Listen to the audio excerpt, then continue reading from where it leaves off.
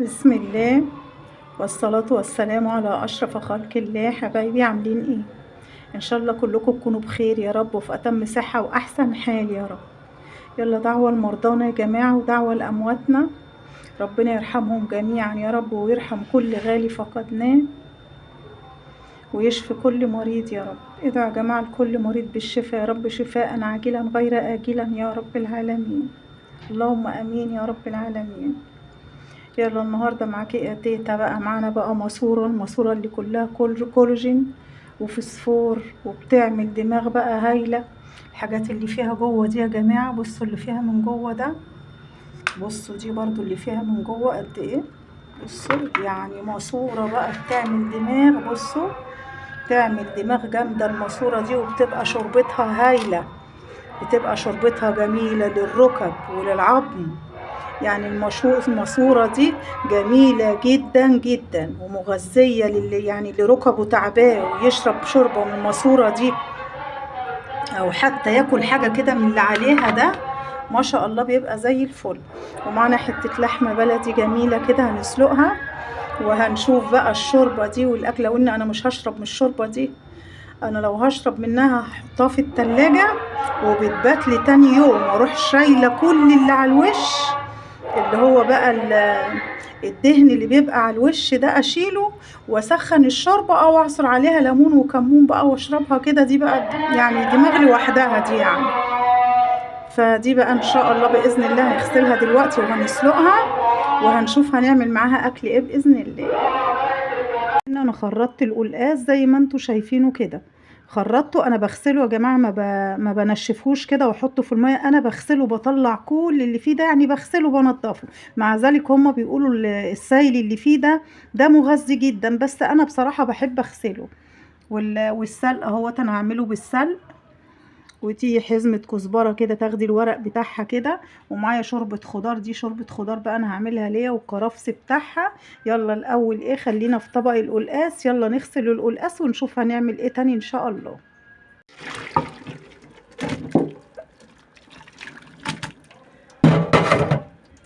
هنا يا جماعة بقى انا عملت ايه، انا مسكت السلق والكزبرة، غسلتهم غسلة، طبعا غسلة محترمة، ورحت ونقعتهم في ميه بخل بليمون. الحاجات دي يا جماعه حاجات ورقيه وبيمشي عليها حاجات في الغيطان، برضو لازم تتغسل غسله كويسه. غسلتها وسلقتها وصفيتها كده في المصفى، وهنمسكها بقى دلوقتي نصفيها في المصفى، وهناخد العصاره بتاعتها اللي هو التفل العصاره، عشان هنقليه مع الكزبره والثومه ان شاء الله. ده دلوقتي هنصفيه. طبعا بقى يا جماعه ايه، كلكم شطار طبعا. هنا انا حطيت معلقه سمنه وغسلت الرز وبحمره، مش هعمله بشعريه، هحمره ان شاء الله.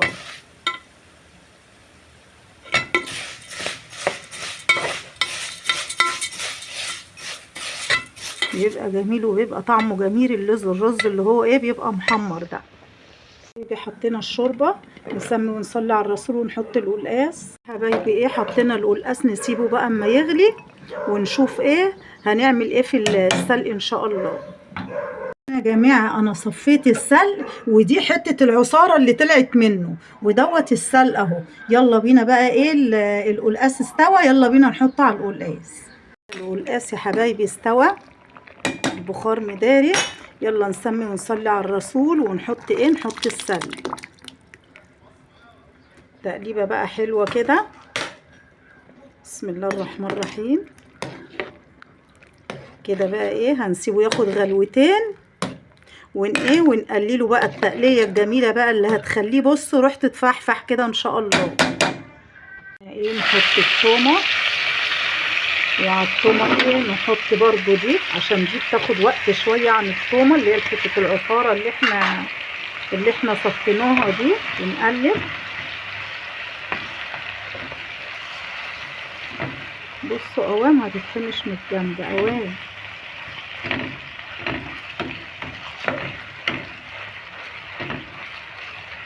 كده يا جماعه بتدي كده لون، وبتدي طعم كمان وبتدي طعم جميل جدا للقلقاس. الزبده، نحط معلقه زبده كده برضو كمان، سمنه مش سيحه مش زبده. دي سمنة ايه متسيحة.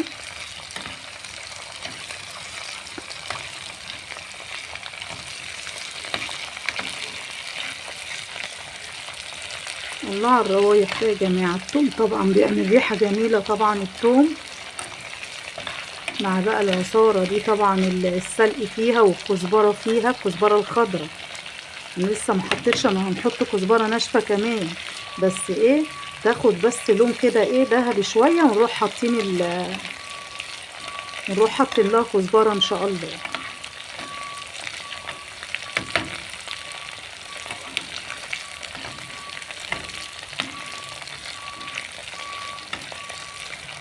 القلقاس ده مغذي جدا عن اللي هو بصلصة يا جماعة، عشان ده بخضرة. انتوا عارفين السلق والكزبرة والحاجات دي برضو داخلة من ضمن الحاجات الغذائية يعني، فده مغذي جدا عن اللي هو بصلصة.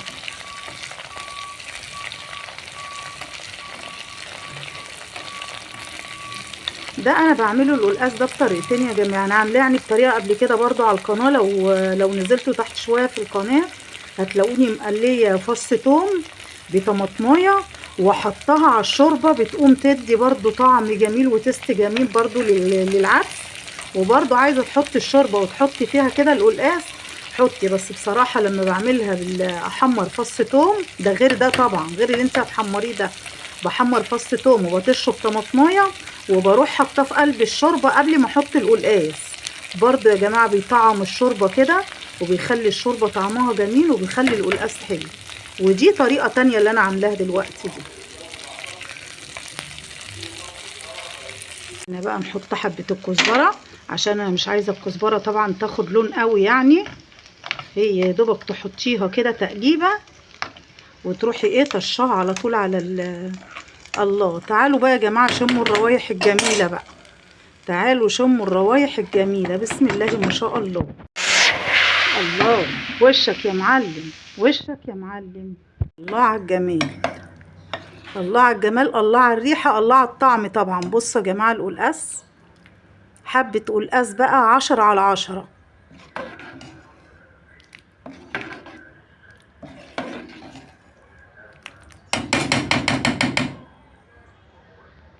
نحط الخضار على الشوربه. هنا بقى انا مش حاطه بزله ولا فاصوليا، عشان انا مش عايزه اي حاجه تكون فيها قشر، فانا عاملاها كده خضار شوربه، الجزر والبطاطس والكوسه بس. هنا حبه توابل كده بحبه بابريكا كده يجملوا الدنيا، خلوا طعمها حلو كده. حطيت لها حبه فلفل وحبه توابل كده، عشان ايه؟ عشان يخلوا الشوربه طعمها حلو. بس تغلي ونحط الكرفس ونحمر لها لسان العصفور، نشوف هنحط عليها ايه تاني يعني.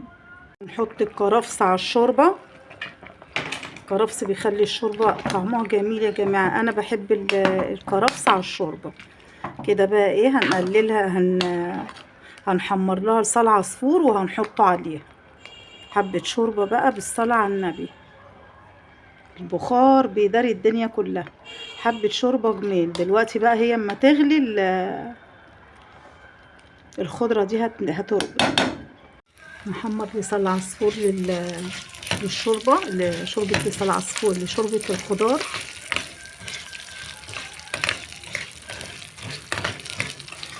سبحان الله، حبه اللسان العصفور اللي بتحمريهم تحطيهم على الشوربه دول بيخلوا طعمها جميل جدا. البتاعه اتحمرت من جنب وجنب لا، بس مش مشكله، هنسيطر دلوقتي. هي هتصفر كده، هنروح قلبينها على الشوربه. الله، ريحه السمنه الفلاحي بتبقى طالعه جميله يا جماعه.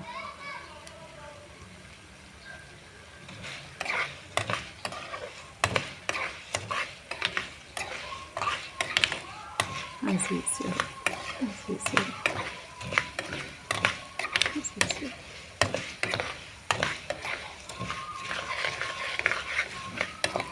كده دي اخر حاجه خلاص. احنا عملنا القلقاس وحمرنا، عملنا الرز وعملنا شوربه الخضار. دي هحطها على شوربه الخضار وخلاص على كده. ايه هي اتحمرت، هنحطها على الشوربه على طول. نصلي على الرسول. الله، الله على الطشطشه. انا بقول بقول على الطشطشة دي ايه؟ طشطشة تفوق الكمانجة والربابة. نقلبها بقى كده، تديها تقليبة حلوة بقى كده. بس هي غلوة واحدة وتروحي طافية عليها عشان لسان العصفور ما تتهريش فيها. وكده ايه، يبقى خلصنا فطرنا كده. ايه، هنطفي عليها وهنصب العصير وهنغرف على طول، وكده فطرنا خلص ان شاء الله. يلا كده هنطفي عليها وهنصب العصير بقى ونحط الفطار بإذن الله. فطار بسيط كده. معانا بقى طبق قلقاس 10/10 القلقاس، ومعانا طبق شوربة خضار جميل ورز بشعرية، وفطار بسيط كده جميل. ومعانا قمر الدين، وصحة وألف هنا على اللي شايف وعلى اللي هياكل. صحة وألف هنا عليه، وسلام عليكم، وأشوفكم في فيديو جديد إن شاء الله.